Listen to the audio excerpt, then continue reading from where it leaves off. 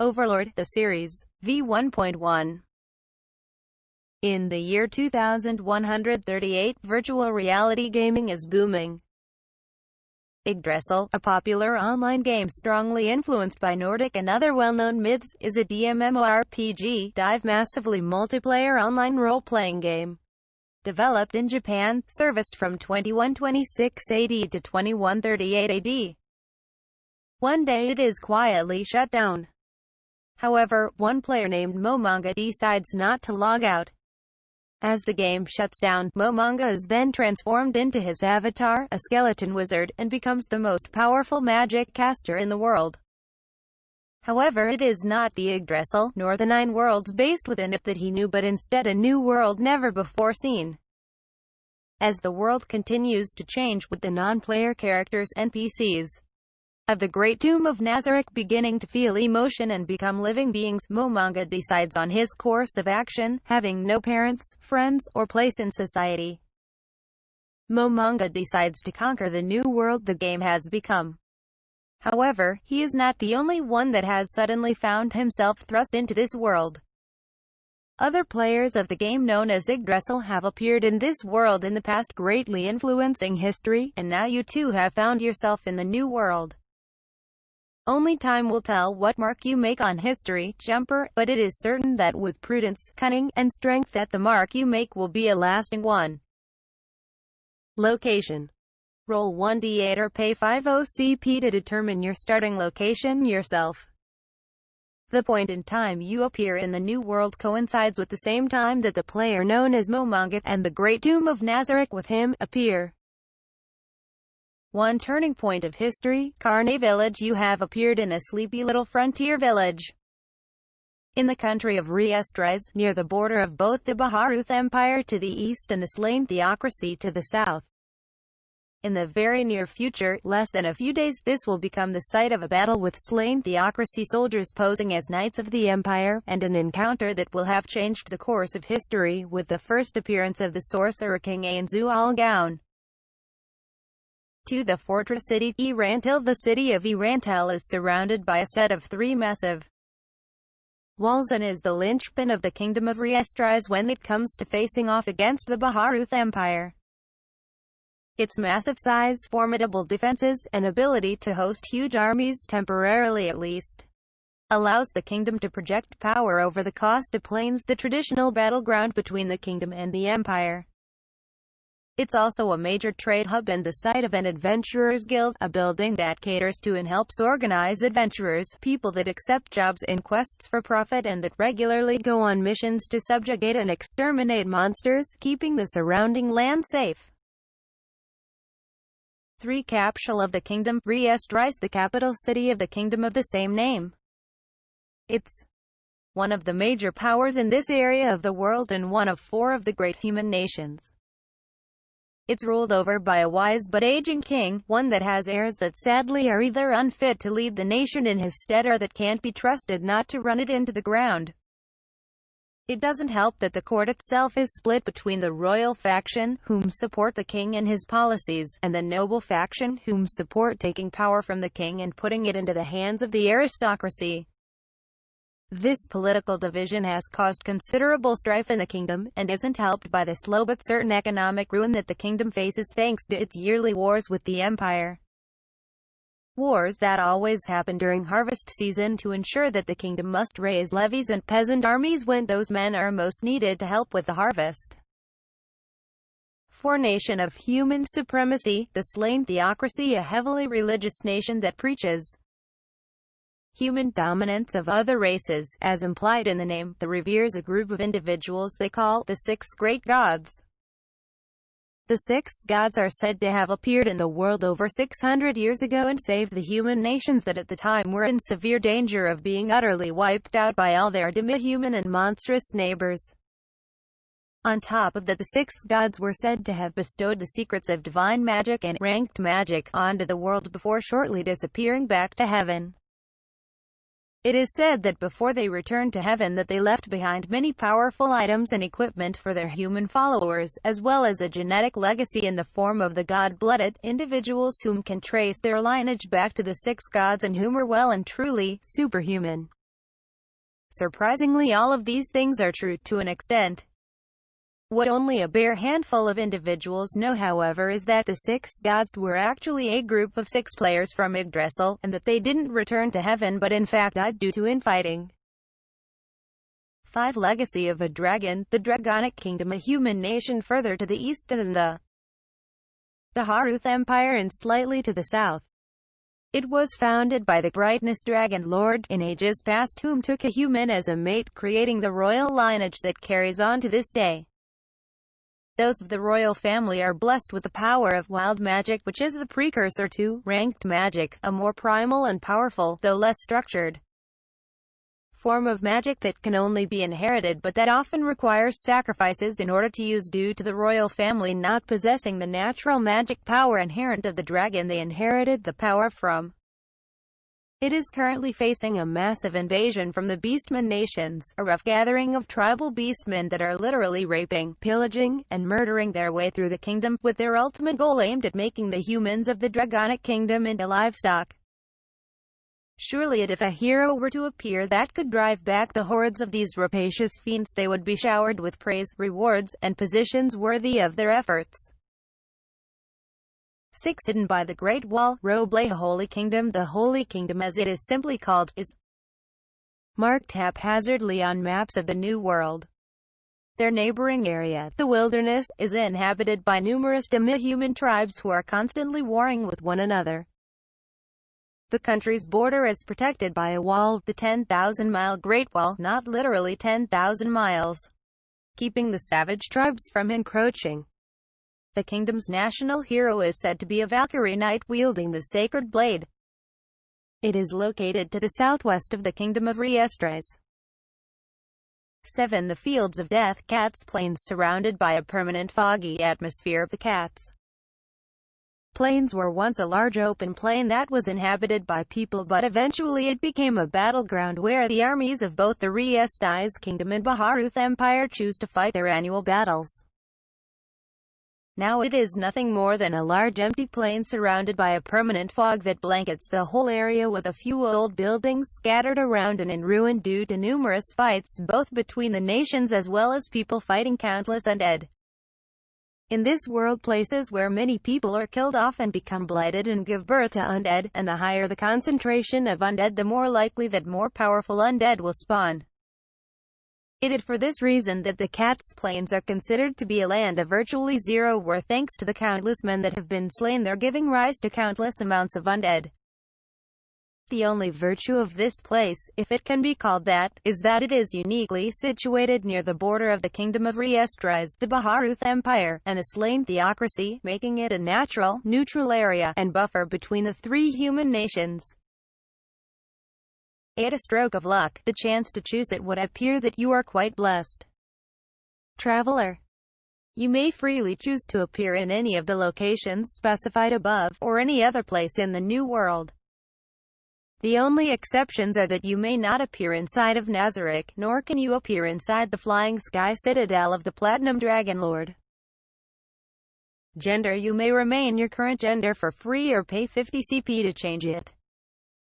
Certain races may not have genders. Age. Roll 3d8 plus 10. This is your apparent age, and you may pay 50 CP to change it. Some races may appear older or younger than their actual age. Race. There are 3 different categories of race in the world of Yggdrasil, and the New World surprisingly tends to reflect that as well. The 3 categories are human races, demi-human races, and heteromorphic races.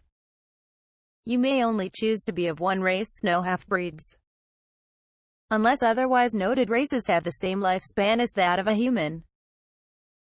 Free player or local. You must choose now whether you are a player, that is to say, someone from Yggdrasil, or local from the New World.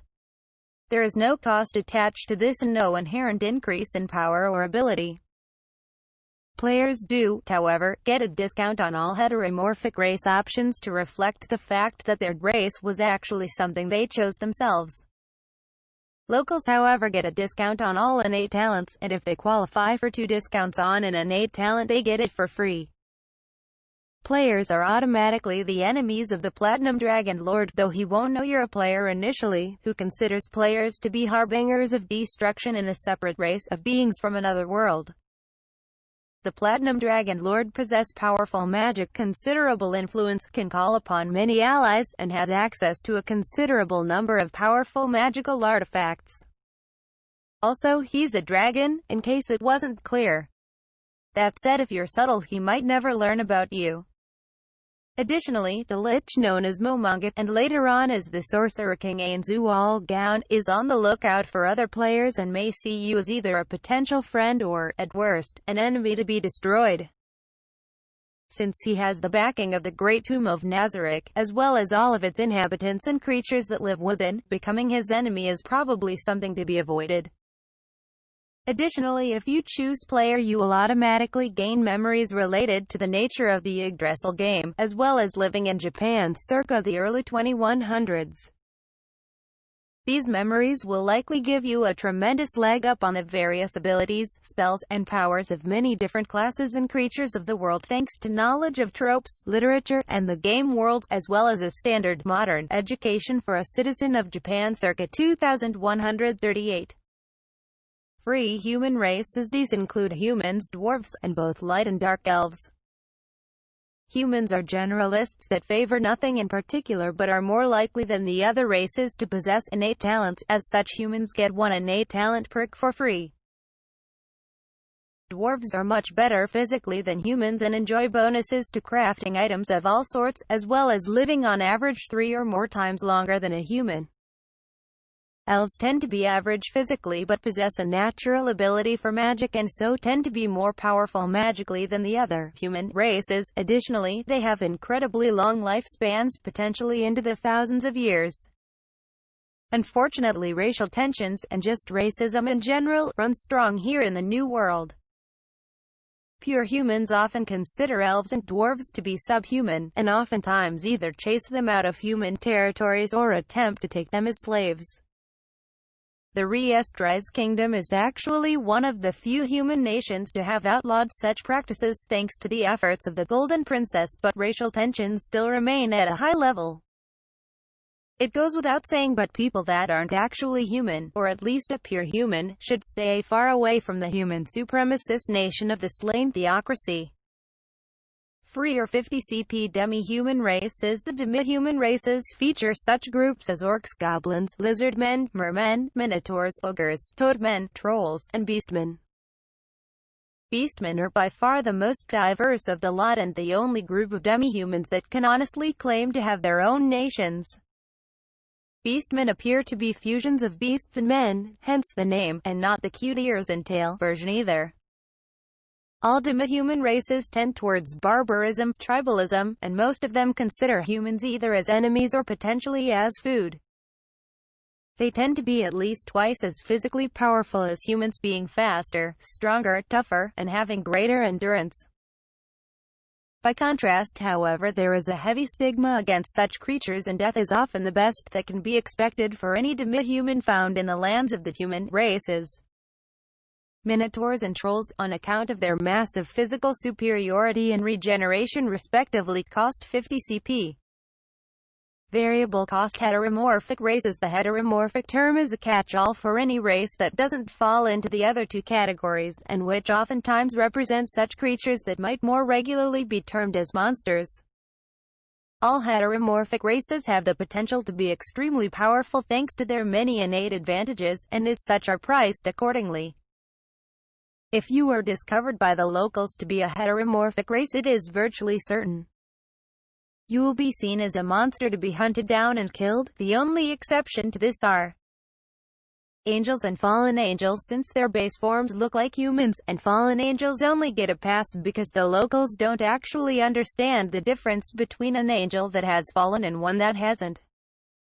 You could certainly teach them the difference via your actions, however. 300 CP Angel. You are an angel, a divine messenger of the gods. You possess beautiful white or golden wings of energy on your back that allow you the innate ability to fly and an aura of holiness that repels the undead and the unholy, healing and buffing allies as well. You have naturally powerful divine magic abilities, and any such abilities you might have already possessed, or gain in the future, are magnified in nature. You can naturally turn or destroy the undead, detect evil, see invisible creatures, know when you are being lied to or told half-truths, and are naturally at least 10 times as physically powerful as a standard human. Your innate divine magics allow you to heal and bless others, cure diseases, poisons, insanity, and mental compulsions, and to combat evil and the undead with holy abilities that do terrible damage to such creatures. You possess the ability to hide your wings and suppress your holy aura at will. You must be good to be an angel. You are vulnerable to unholy magics and attacks, as well as evil magic, but you are immune to holy energy, diseases, and poisons. Angels are ageless and always appear to be handsome or beautiful adults in the prime of their life regardless of how old they are. They will never die except to violence or accident.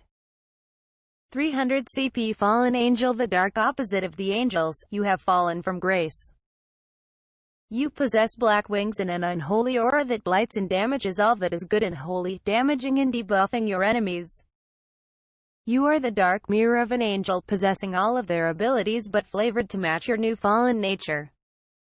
Where they heal and bless, you damage and curse. Where they bolster their allies, you debilitate your enemies. Where they can tell when others are lying to them, others cannot tell when you are lying. You still possess the same potential for divine magic spells, but you tend to favor those that deal with smiting your enemies rather than providing succor to others. Like the angel, you possess the ability to hide your wings and your unholy nature at will. You may be evil or neutral as a fallen angel, but you cannot be good. You are vulnerable to holy magic and attacks but are immune to unholy energy, diseases, and poisons. Fallen angels are naturally ageless and always appear to be handsome or beautiful adults in the prime of their lives regardless of their actual age. They will never die except to violence or accident. 200 CP Birdmen. Based on such legendary creatures as Rox, Phoenix, and the Garuda, Birdmen appear to be a cross between birds and men with plumage, beaks, and wings attached to their arms. They are uniformly capable of flight, have incredible senses, are blindingly quick, and also possess a natural affinity with magic related to the wind and air.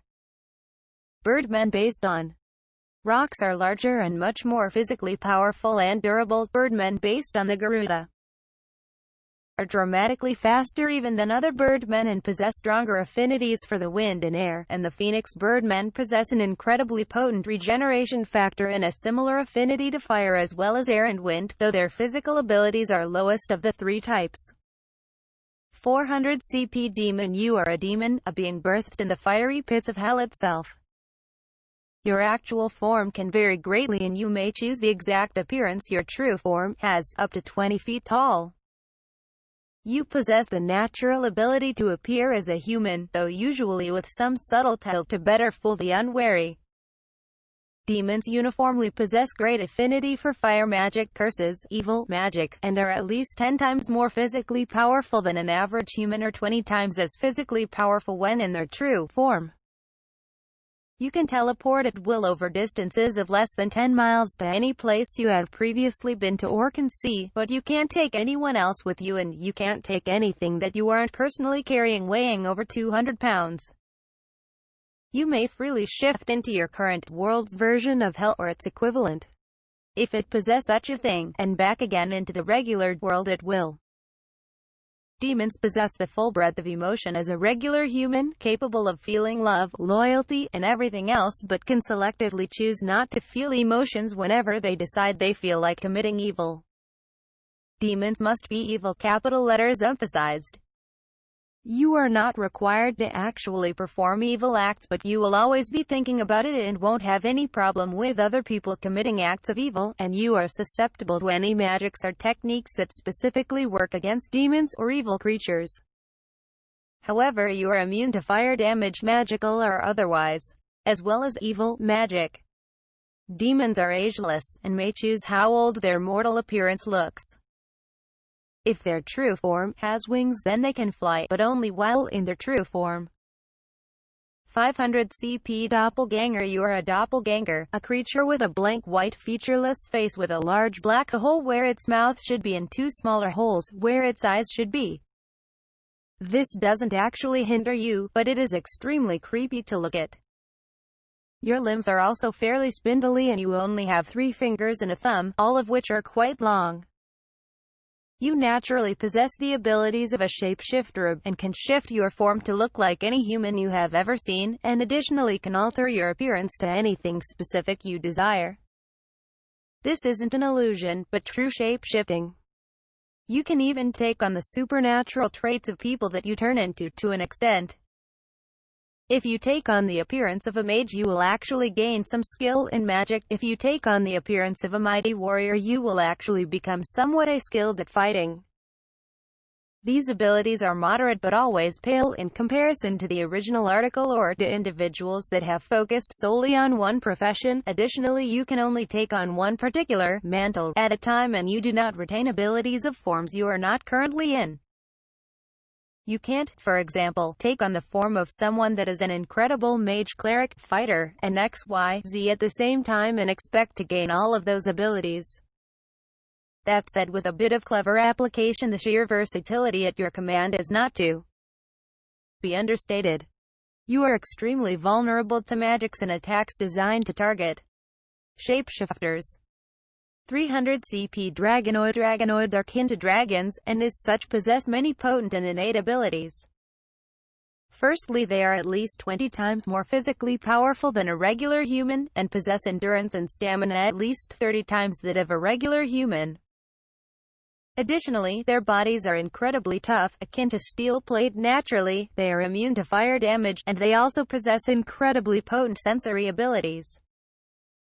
They can naturally turn into a small winged dragon, no larger than 30 feet in length, including the tail, and may breathe fire and fly while in that form.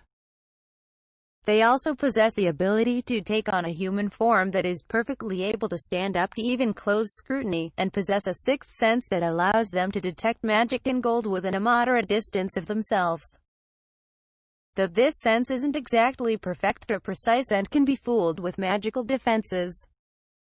You are vulnerable to magics and attacks specifically designed to work against dragons. Dragonoids live 10 times as long as regular humans. 300 CP Skeleton. An undead creature. Skeletons are normally not terribly physically powerful or intelligent. Normally. You aren't normal by any means, however. You possess strength at least 10 times that of a regular human and a powerful resistance to slashing, cutting, and piercing attacks. You are vulnerable to blunt attacks, however. You possess full mental capacity, a complete immunity to mind-altering effects, including mind control. Short of divine intervention or that explicitly work on the undead, do not need to eat, sleep, or breathe, never tire, are immune to cold damage. And any time your emotions reach past a certain level, they will be forcibly calmed down so that you think calmly and methodically. You still possess emotions, however. This ability merely prevents you from feeling extremes. Additionally, if you are a necromancer, you will find that your necromantic spells are bolstered in effect. You naturally possess the ability to command unintelligent undead to do your bidding. Unintelligent undead are never hostile to you unless you attack them, and you can be healed by negative energy. Conversely, you are damaged by positive energy, i.e., healing spells, and are very vulnerable to both holy magics and attacks as well as fire magic and attacks. You are obviously an undead, and people will react appropriately. Additionally, as an undead you are ageless, and will never die except to violence or accident. 200 CP Automaton. You are an automaton, a robot or similar such being created through science. Maybe. That's your backstory at least. If you're a player, this was your chosen race. If you're a local, well, you're probably unique, and who knows what lost civilization created you. You do not need to sleep, eat, drink, rest, nor can you become bored. Your mind is enhanced to the point that you actually think quicker, though you may not necessarily be smarter, and you possess a flawless memory capable of recalling any fact or piece of information you have ever been exposed to. You're naturally 20 times more physically capable than a regular human, and your internal reactor, or whatever it is that powers you, actually serves to refill your mana slightly faster than it would otherwise do so. You do not age, and will not die except to violence or accident. You can choose your appearance and size, no greater than 20 feet tall. You can make minor cosmetic changes fairly easily, but it will be exceedingly difficult if not impossible to make major structural changes once chosen, so it's suggested you choose something that can pass as a human. If you do choose a human-like appearance, it will be capable of passing even close scrutiny. You may need to engage in regular periods of maintenance, especially if you are damaged, unless you possess abilities, perks, or skills that would allow you to restore yourself through other methods. 200 CP slime. There are many types of slimes and oozes. All of them uniformly are next to impossible to hurt with physical attacks, but are incredibly vulnerable to fire damage and also possess a slight weakness to magic in general. You possess the ability to take on a human form that will pass even close inspection, while losing none of the benefits that come with being made up of an amorphous slime-like substance, and possess physical abilities at least 20 times that of a human, including speed, despite how odd that may seem. You can naturally fit through tight spaces, shape your body into unnatural forms, and can make as many feelers, or manipulate arms, as you like. In truth, you're more like a uniformly colored Shoggoth than you are anything else, except without all the eyes and body parts. Slimes are also powerfully acidic and can inflict grievous acid damage on anything they touch. You naturally possess the ability to determine whether or not your acid will damage the things you are in contact with. All slimes are naturally good at alchemy and can create alchemical substances and magical potions, if they possess the knowledge of their creation, directly out of their own body. Slimes, due to their nature, are ageless. 300 CP zombie. You're a zombie.